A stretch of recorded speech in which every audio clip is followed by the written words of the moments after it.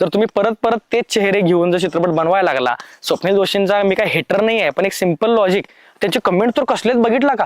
एक तर कमेंट त्यामध्ये होती की बाबा पावाचं लादी दिसायला लागले, काय काय काय चालू आहे मला माहित नाही.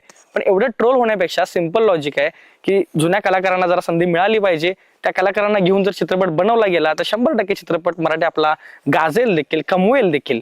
त्यामुळे एक वाटतं की बाबा ह्या मूवी रिव्ह्यू करण्यापेक्षा ह्या मूवीचं चिकी चिकी बुबुम बुम तुम्ही विचार करा, तो पिक्चर तुम्ही बघायचाल म्हणजे बघा, हास्य जत्रा इज हास्य जत्रा, त्यात काय प्रॉब्लेम नाही, त्यात काय म्हणजे फॉल्ट नाहीच आहे. पण माझा एक प्रश्न आहे तुम्हाला, बघा हास्य जत्रेची टीम आहे त्या पिक्चरमध्ये, हास्य जत्रेची टीम तुम्ही रोज जेवताना, रोज दुपारी संध्याकाळी त्यांना बघताय, बरोबर आहे, बघताय ना?